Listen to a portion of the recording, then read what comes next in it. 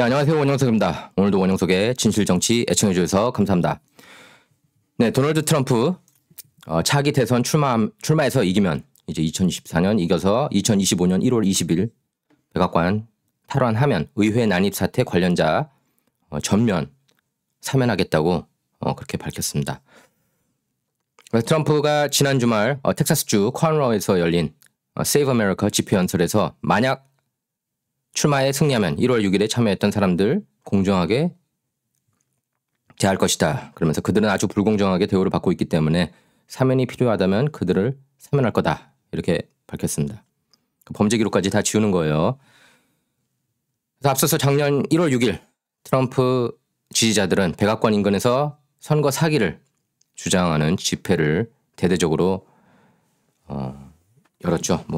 100만 가까운 인파가 그때 이제 트럼프 연설 지켜봤다고 그런 언론 보도들이 나왔는데 정확하게 몇 명이 갔는지는 아직 모르겠습니다.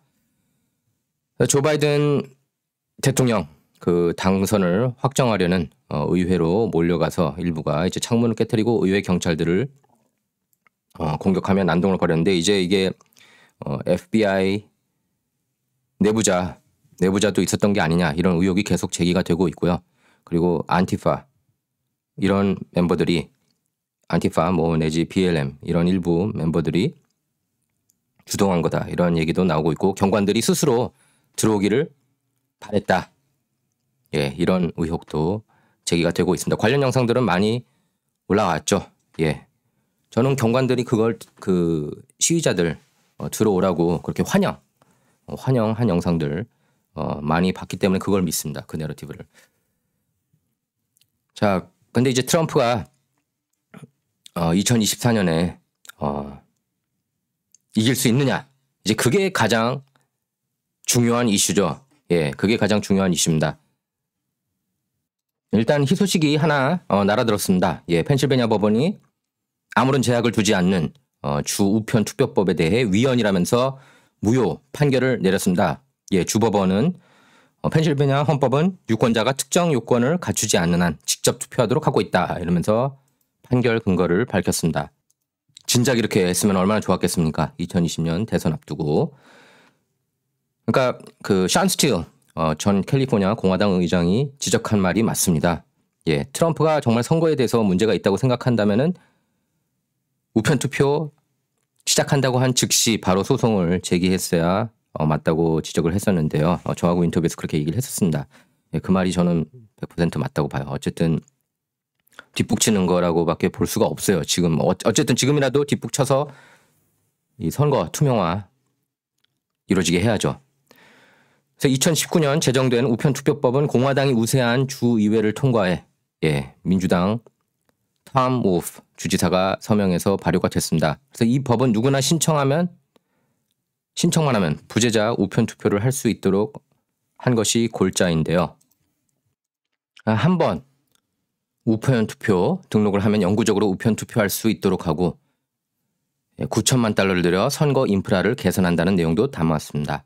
그래서 메리 하나 레빗 판사는 판결문에서 이 법안은 투표권 행사를 더욱 편리하게 했고 약 138만 명의 주민이 우편투표 등록을 하는 등 높은 관심을 나타냈다면서 이러한 법을 제정하려면 직접 투표를 규정한 헌법에 대한 개헌이 필요하다 이렇게 밝혔습니다. 이게 에포크타임스에 보도된 내용인데요. 그래서 이번 판결은 작년 8월 주의회 공화당 의원 14명이 제기한 소송에 따른 건데요.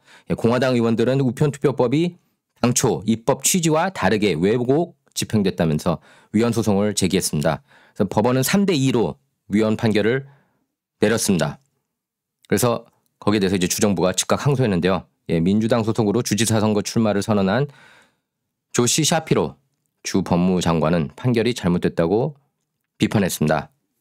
그래서 이번에는 공화당 의원들 손을 들어줬지만 펜실베니아 주 법원은 앞서 민주당에 유리한 판결을 내리기도 했는데요. 특히 2020년 대선 당시 우편투표 개표일을 선거일 후 3일까지로 연장한 주정부 조치를 인정하는 판결을 내려서 선거 공정성을 크게 해쳤다는 비판이 일었습니다.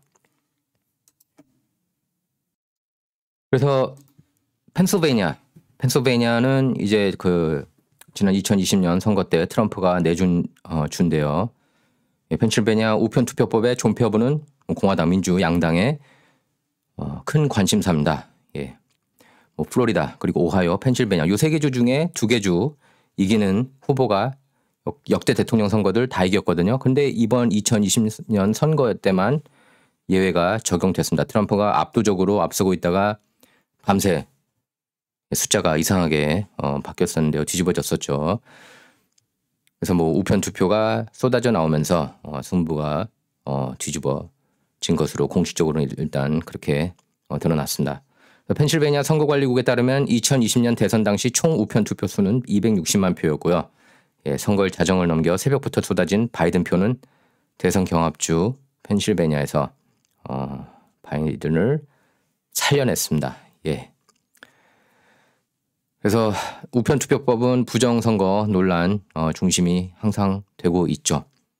뭐 캘리포니아 같은 경우는 이제 우편 투표뿐만 아니라 집에서 투표용지를 프린트해서 투표할 수 있는 이런 어처구니 없는 상황까지 왔습니다. 예. 캘리포니아에서는 이제 공화당 승리하기 힘들 것 같아요. 거의 영원토록 수준으로. 물론 작년에 이제 레리 얼더가 돌풍을 일으키긴 했지만 결국 3분의 1에 그치고 말았습니다. 예. 뭐 선거 캠페인 뭐 역대 가장 많은 선거 자금을 쏟아부었죠. 게빈 뉴섬 리커 선거에서 살리려고 그리고 오바마 오고 바이든 오고 뭐 카말 오고 뭐 민주당 스타들은 총동원해서 예. 어쨌든 예.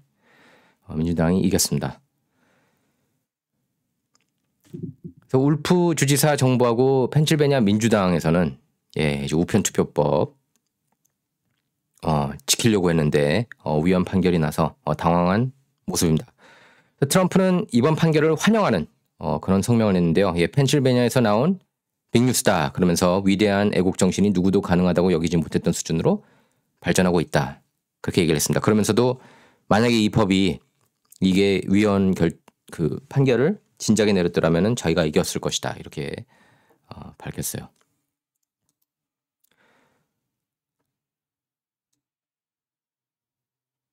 자, 진정 이번 시간은 여기서 마치도록 하겠습니다. 감사합니다.